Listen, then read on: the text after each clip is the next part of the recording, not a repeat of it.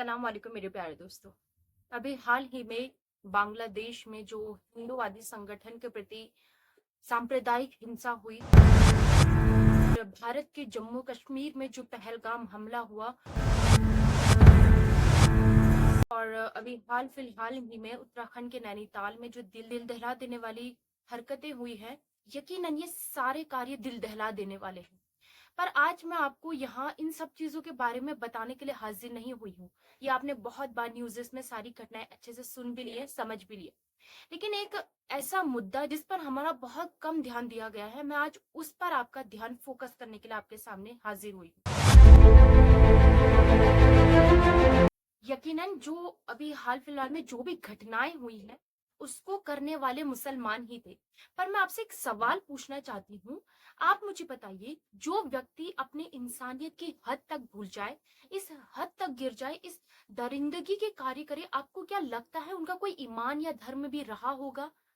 आप भी बताइए कि हर प्रकार का धर्म, वो कोई भी हो, इस्लाम हो, हिंदुत्व हो, ईसाई हो, कि कोई भी धर्म इंसानियत की हद तक गुजर जाने को सिखाता है? कि कोई भी धर्म ये सिखाता है कि हिंसा सर्वोपरि धर्म है? हर धर्म शांति अहिंसा के मार्ग को दर्शाता है। तो जिन भी व्यक्तियों ने ये कार्य किया है, क्या हम उन्हें किसी भी धर्म में मान सकते हैं? क्या सच में उनका कोई धर्म है? जिन व्यक्ति का इंसानियत ही धर्म ना हो, उनका कोई और धर्म कैसे हो सकता है? मुझे नहीं लगता कि ऐसे व्यक्तियों का कोई धर्म भी हो सकता है। जो अभी ये दरिंदगी वाली हरकतें हुई हैं, ये जो आतंकवादी हमले हुए हैं, ये लोग सोचते हैं कि हम जो कार्य कर रहे हैं अपने धर्म को बचाने के लिए, अपने इस्लाम के प्रति कर रहे हैं, लेकिन इस्लाम का तो असल मकसद इनको मालूम ही नहीं है। इस्लाम का तो असल मकसद है मासूमों को, मजलूमों को सहायता देना, उनकी हिफाजत करना, हर प्रकार के दरिंदों से। खुद दरिंदगी करना ये कभी नहीं सिखाया गया है। आपके सामने कोई भी व्यक्ति हो, उसका धर्म जात पात देखे बिना उसकी सहायता करना हमारा धर्म सिखाता है, ना कि किसी भी मासूम को मार कर अपने धर्म की हिफाजत करना हमें सिखाया गया है।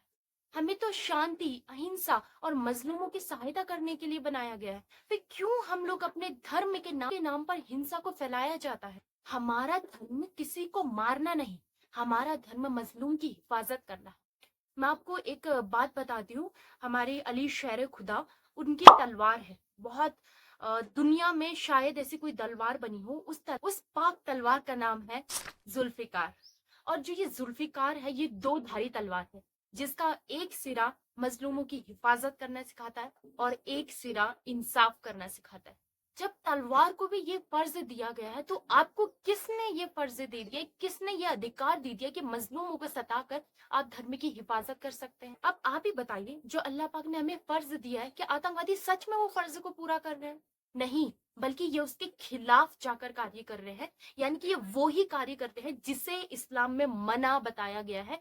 ये सिर्फ धर्म के नाम पर गलत कार्य कर रहे हैं। आप बताइए, क्या आप ऐसे व्यक्ति को एक सच्चा मुसलमान मानेंगे? या फिर मुसलमान भी छोड़िए, क्या आप ऐसे व्यक्ति को एक इंसान का दर्जा भी देना चाहेंगे? मैंने एक चीज देखी है, जब से ये हमले हुए हैं, ये सारी घटनाएं हुई हैं, मैक्सिमम लोगों ने इंसाफ मांगा है। पर किस आधार पर इंसाफ मांगा है? हिंदुओं के प्रति। किसके खिलाफ? और किस हिंदुओं के प्रति? आखिर आप किन हिंदुओं को बचाना चाह रहे हो और किन से बचाना चाह रहे हैं? मुसलमानों से? पूछना चाहूंगी, आखिर वो कौन मुसलमानों से आप किन हिंदुओं की रक्षा करना चाहते हैं? उन मुसलमानों से जो आपका पड़ोसी है, या उस मुसलमान से जो आपका बचपन का दोस्त, या फिर उस मुसलमान से जो आपका अपने भाई समान है? यही हमारी सबसे बड़ी बेवकूफी और सबसे बड़ी कमजोरी है, कि अगर हम इंसाफ मांग भी रहे हैं एक मुसलमान और एक हिंदू बनकर, क्यों हम इंसाफ को एक हिंदू और मुसलमान के धर्म में बांट रहे हैं? क्यों हम किसी को, मजलूम को, एक हिंदू और मुसलमान के धर्म में बांट देते हैं? चलो एक बार के लिए हम मांग देते हैं कि ये जो आतंकवादियों ने जो भी कार्य किए, वो धर्म के नाम पर किए, पर किस लिए किए? सांप्रदायिकता को फैलाने के लिए, सांप्रदायिक हिंसा फैलाने के लिए। और हम है कि उन्हीं के जाल में फंसे जा रहे हैं। कि हमें क्या हो गया, जैसा वो चाहते हैं हमें बांटना, हम उनकी बातों में आकर बंटते जा रहे हैं। जिन्हें अपने ही धर्म का ना पता हो, वो किसी और के धर्म को कैसे बचा लेंगे? कैसे वो किसी और धर्म की हिफाजत करेंगे? चलिए एक बार के लिए भूल जाते हैं कि इस भारत में अलग अलग धर्म के लोग रहते हैं। एक बार के लिए भूल जाते हैं कि हमारे देश में धार्मिक विविधता है। बस एक चीज को याद रखिए, कि हमारे देश में एक व्यक्ति है जो अपना नॉर्मल डेली कार्य करता है, और एक दूसरा व्यक्ति है वो आकर उसको बहुत मारता है, पीटता है, अंत में उसको प्रति हिंसा करता है। और तब आप लोग वहां पर आते हैं। अब आप मुझे ये बताइए, उन दोनों व्यक्ति को आप कैसे आइडेंटिफाई करेंगे? उनका ना कोई जात है, ना कोई धर्म है, ना कुछ है। वो सिर्फ दो इंसान है, जिसमें से एक इंसान ने दूसरे को मार दिया है और दूसरा ऐसे नॉर्मल घूम रहा है। अब आप बताइए कि इन दोनों को आप कैसे आइडेंटिफाई करेंगे?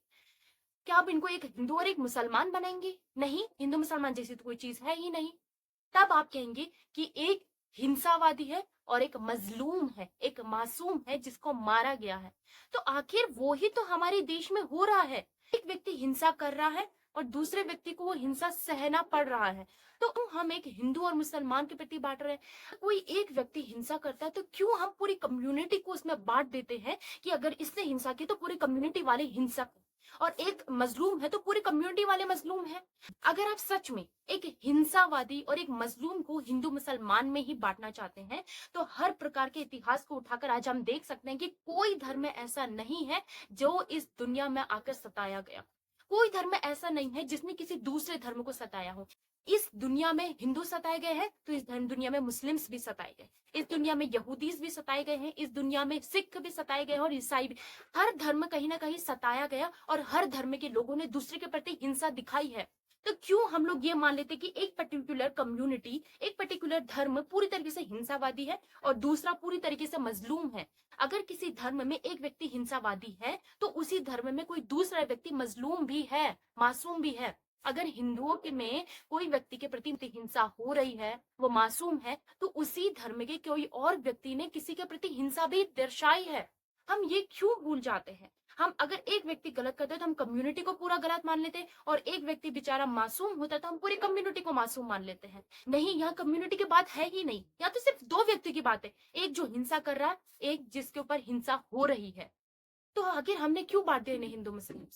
इसलिए प्लीज हिंदू या मुस्लिम बनकर इंसाफ मांगना बंद कर दीजिए। एक बात के लिए, एक बात के लिए एक भारतीय, एक इंसान होने के नाते इंसाफ मांग कर देखिए। आपके पीछे हिंदू कम्युनिटी क्या, मुस्लिम कम्युनिटी, सिख कम्युनिटी, हर प्रकार के कम्युनिटी आपके पीछे आकर खड़े हो जाएंगे, क्योंकि आप एक भारतीय होने के नाते इंसाफ मांग रहे, एक हिंदूवादी होने के नाते इंसाफ नहीं मांग रहे। अगर आप हिंदू बनकर इंसाफ मांगेंगे, सिर्फ मुस्लिम बनकर इंसाफ मांगेंगे, तो आपके साथ सिर्फ एक हिंदू और एक मुसलमान ही खड़ा हो पाएगा। सारे भारतीय आपके साथ कभी नहीं मिल पाएंगे। और एक कम्युनिटी का भी एक फर्ज होता है, अगर मुस्लिम कम्युनिटी में से किसी एक व्यक्ति ने किसी के प्रति हिंसा दिखाई है, तो हमारा ये फर्ज बनता है कि हम उस व्यक्ति के खिलाफ सब लोगों के साथ मिलकर इंसाफ की आवाज लगाएं। क्योंकि गलत करने वाला गलत होता है और इंसाफ का साथ देने वाला इंसाफ का साथ देने वाला होता है, हिंदू या मुसलमान नहीं होता है। इस बात को हमारे देश को समझाना बहुत आवश्यक है। आप ही सोचिए कि अगर हमारे जो देश के नौजवान हैं वो भी अपने आप को हिंदू मुस्लिम्स में बांटना ही शुरू कर दें, तो अगर आतंकवादी हमले होंगे तो उसमें तो मुस्लिम नौजवान कभी साथ देना ही नहीं चाहेंगे। लेकिन बहुत अच्छी बात है हमारे देश की इंडियन आर्मी की, वो धर्म में नहीं बटे हुए हैं। उनका एक ही धर्म है, एक ही मकसद है, अपने देश की हिफाजत करना उस हर एक व्यक्ति से जो हमारे देश के ऊपर गलत नजर उठा के दिखता, फिर उस व्यक्ति का चाहे कोई भी धर्म हो, उससे मतलब नहीं। मतलब है अपने देश की हिफाजत करने से। तो हम लोग, हम आम नागरिक, हम पढ़े लिखे व्यक्ति क्यों इनकी बातों में गुमराह होकर हिंदू मुसलमान में अपने आप को बांट देते हैं? क्यों हम लोग भी सिर्फ एक भारतीय होने के नाते अपने देश की हिफाजत क्यों नहीं करना चाहते? फिर हमारे देश के प्रति कोई भी हिंसा करे, हमें उसके खिलाफ खड़ा होना है और एक भारतीय, एक इंसान बनकर खड़ा होना है। अभी जो पहलगाम में आतंकवादी हमले हुए थे, भले ही उन्होंने मुस्लिम बनकर हमारे देश को बहुत बड़ा झटका दिया हो, लेकिन हम ये बात भी नहीं भुला सकते हैं कि मुस्लिम नौजवानों ने ही उस वक्त हमारे देश के लोगों की हिफाजत भी की है, उन लोगों को सहारा दिया है और हर वक्त तैयार रहते हैं उन आतंकवादियों के खिलाफ बंदूक उठाकर। इसलिए अगर हमें मारने वाला एक मुसलमान है तो बचाने वाला भी मुसलमान है, और मारने वाला तो कभी मुसलमान हो ही नहीं सकता है। और इस बात को हमें बहुत अच्छे से समझने की जरूरत है। अगर कोई मारने वाला है तो वो मारने वाला हिंदू या मुसलमान नहीं है। एक बात को हमें हमेशा गांठ बांध के रखनी चाहिए कि जब भी कोई भी कार्य धर्म के नाम पर हुआ है, वो हमेशा फेल ही हुआ है।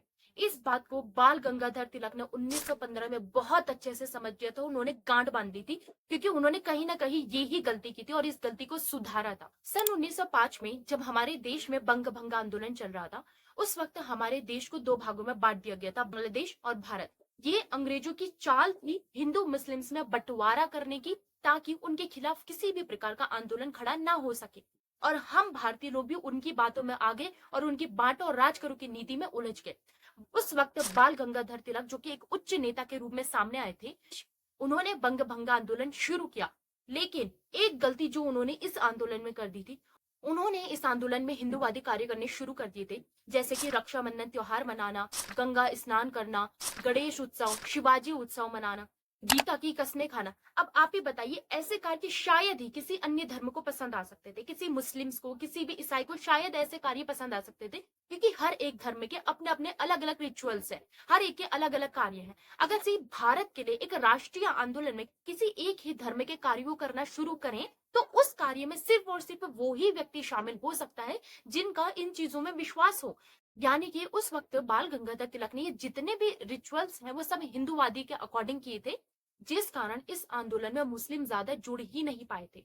जो जुड़ पा रहे थे वो भी इस आंदोलन से धीरे धीरे दूर होकर इस आंदोलन में सिर्फ और सिर्फ हिंदुओं ने ज्यादा सहयोग दिया था। और 1909 आते आते ये आंदोलन धीरे धीरे कमजोर पड़ता चली गया। जब बाल गंगाधर तिलक को जेल हुई और जेल से रिहा हुए, उन्होंने इस बात को बहुत अच्छे से समझ लिया था कि अगर देश को आजाद कराना है, एक सूत्र में बांध कर रखना है, तो किसी भी प्रकार के आंदोलन में जो कि देश के लिए हो रहा है उसमें कोई भी धर्म को इंक्लूड नहीं करना चाहिए। और इस बात को लेकर ही सन 1919 में जो खिलाफत आंदोलन हुआ था, उसमें बाल गंगाधर तिलक ने अपना सहयोग देने से पूरी तरीके से गांधी जी को मना कर दिया था। उन्होंने गांधी जी को भी ये बात समझाई थी, क्योंकि खिलाफत आंदोलन शुरू हो रहा था मुस्लिम कम्युनिटी के लिए। जिस प्रकार 1905 में बाल गंगाधर तिलक ने हिंदू कम्युनिटी के रिचुअल्स निभाए, उसी तरीके से 1919 में खिलाफत आंदोलन एक मुस्लिम मुद्दे को लेकर शुरू हुआ था। और धीरे धीरे ये खिलाफत आंदोलन भी कमजोर पड़ जाता है और उसके बाद शुरू होता है असहयोग आंदोलन। उसके बाद से गांधी जी ने भी कभी भी किसी भी प्रकार के राष्ट्रीय आंदोलन में कोई भी धर्म की बातों को इंक्लूड नहीं करा, किसी भी धार्मिक मुद्दे को इंक्लूड नहीं करा। इसलिए अगर हमें हमारे देश को एक सूत्र में बांधना है, हमारे देश की हिफाजत करनी है, तो हमें भी भारतीय होने के नाते ही कार्य करना पड़ेगा, किसी भी धार्मिक व्यक्ति बनकर कार्य नहीं करना पड़ेगा। आज भी वही सिचुएशन है। उस वक्त अंग्रेज हमें बांटकर राज करना चाहते थे, आज हम पर कुछ सांप्रदायिक माहौल को उत्पन्न करने वाले व्यक्ति बांटकर राज करने का प्रयास करते हैं, खासकर आतंकवादी संगठन जो हमारे देश के है भी नहीं, वो हमारे देश का कैसे भला सोच सकते हैं। आज का जमाना तो इतना ज्यादा एडवांस जमाना हो चुका है, इतने ज्यादा पढ़े लिखे, इतनी ज्यादा एजुकेशन हम तक पहुंच चुका है, उसके बाद भी हम धर्म के नाम पर कैसे अंधभक्त हो सकते हैं, कैसे हम लोग अशिक्षित बनकर रह सकते हैं। हमें सीखना चाहिए। अगर हम शिक्षित हैं, अगर हम जागरूक हैं, तो हम भारतीय हैं, धार्मिक व्यक्ति नहीं है। आर्टिकल 25 हम सबको अधिकार देता है अपने पर्सनल धर्म को एक्सेप्ट करने का, अपने धर्म को मानने का। पर इसका मतलब ये नहीं है कि हम इस धर्म को राष्ट्रीय धर्म बनाने की कोशिश करें। हर एक का अपना पर्सनल धर्म है, हर एक के अपने पर्सनल रिचुअल्स है, हमें उसे पर्सनल ही रखना चाहिए। जब हम उसे सार्वजनिक करने की कोशिश करते हैं, तो इसी प्रकार के कार्य हमारे देश में होने शुरू हो जाते हैं, जिसके वजह से आए दिन हमारे देश में कोई ना कोई घटनाएं, कोई ना कोई मुसीबतें आती रहती है। आज हमें उस हर एक व्यक्ति के मकसद को फेल करना है जो हम में बंटवारा करना चाहते हैं, जो हमें सांप्रदायिक हिंसा फैलाना चाहते हैं। हमें उन्हें बताना है कि अगर हमारे देश के प्रति कोई भी आंच आती है, तो हम सांप्रदायिक हिंसा में बंटने की बजाय एक भारतीय होने के नाते एक साथ खड़े हो सकते हैं और उन हर व्यक्ति को हरा सकते हैं जो हमें हराना चाहता है, जो हमें बांटना चाहता है।